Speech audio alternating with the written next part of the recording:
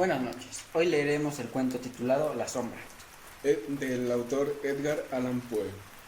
Vosotros los que leéis aún estáis entre los vivos, pero yo, el que escribe, habré entrado hace mucho en la región de las sombras.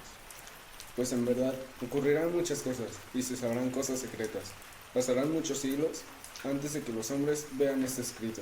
Y cuando lo hayan visto, habrá quienes no crean en él, y otros durarán, mas unos pocos habrá quien encuentre razones para meditar frente a los caracteres aquí grabados con un estilo de hierro. El año había sido un año de terror y de sentimientos más intensos que el terror, para los cuales no hay hombre sobre la tierra.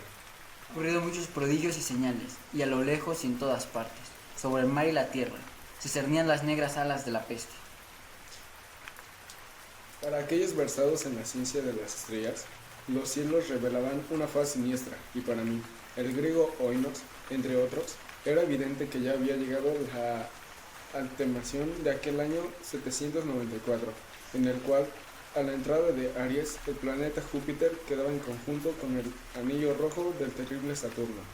Si mucho no me equivoco, el especial espíritu del cielo no solo se manifestaba en el globo físico de la tierra, sino en las almas y en la imaginación y en las medidas de la humanidad.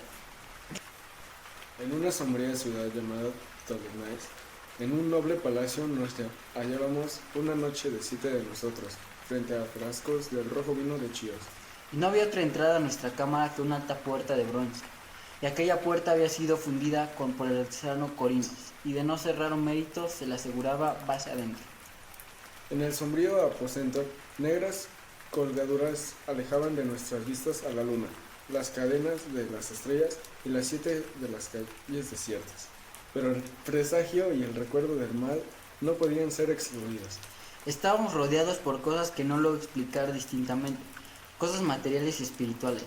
La pesadez de la atmósfera, un sentimiento de sofocación, de ansiedad y, por sobre todo, ese terrible estado de la existencia que alcanzan los seres en un estado nervioso, cuando los sentimientos están agudamente vivos y despiertos. Mientras las facultades yacen amodorradas, un peso muerto nos agobiaba. Caía sobre los cuerpos, los muebles, los vasos en los que bebíamos.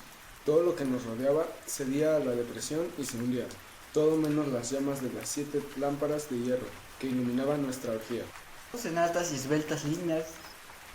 Alzándose en altas y esbeltas líneas de luz, continuaban ardiendo, pálidas e inmóviles, y en el espejo que su brillo engendraba en la redonda mesa de ébano, a la cual nos sentábamos, cada uno veía la palidez de su propio rostro, y el inquieto resplandor en las abanitadas miradas de sus compañeros.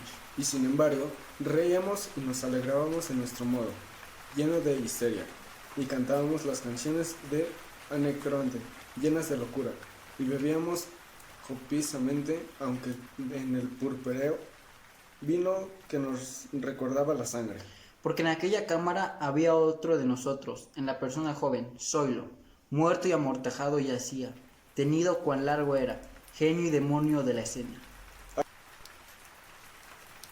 Ay, no participaban en nuestro regocijo, pero su rostro, convulsionado por la plaga, y sus ojos, donde la muerte solo había apagado a medias el fuego de la pestilencia, parecían interesarse en nuestra alegría, como quizá los muertos se interesaban en la alegría de los que van a morir.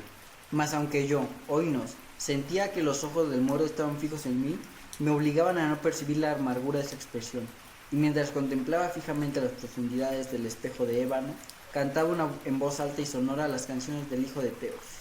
Poco a poco, sin embargo, mis canciones fueron callado y sus ecos, perdiéndose entre sus tenebrosas colgaduras de la cámara, se debilitaron hasta volverse inaudibles y se apagaron del todo. Y aquí, de aquellas tenebrosas colgaduras donde se perdían los sonidos de la canción, se desprendió una profunda e indefinida sombra, una sombra como la de la luna, cuando está baja. Podía extraer del cuerpo de un hombre, pero esta no era la sombra de un hombre, o de un dios, ni de ninguna cosa familiar. Y después de temblar un instante, entre las colgaduras del aposento, quedó, por fin, a plena vista sobre la superficie de la puerta del bronce. Mas la sombra era vaga e informe, de forma definida, y no era la sombra de un hombre o de un dios, ni un dios de Grecia, ni un dios de Caldea, ni un dios egipcio. Y la sombra se detuvo en la entrada de bronce, bajo el arco del entablamento, de la puerta y sin moverse sin decir una palabra, permaneció inmóvil. Y la puerta donde estaba la sombra, si recuerdo bien, se alzaba frente a los pies del joven Zoilo, amortajado. Mas nosotros, los 7 allí congregados, al ver cómo la sombra avanzaba desde las colgaduras, no nos atrevimos a contemplarla, o de lleno, sino que bajamos los ojos y mirábamos fijamente las profundidades del espejo hebano. Y al final, yo, Oinos, hablando en voz muy baja, preguntándole a la sombra cuál era su morada y su nombre.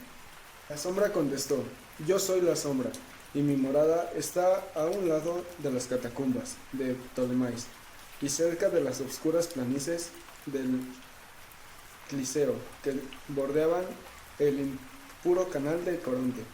Y entonces los 7 nos levantamos llenos de horror, y permanecimos de pie temblando, estremecidos, pálidos, porque el tono de la voz de la sombra no era un tono solo, sino una multitud de seres, y variando en sus carencias una sílaba a otra, penetraba oscuramente en nuestros oídos con los acentos familiares y hartos, recordando de 1000 y 1000 amigos muertos.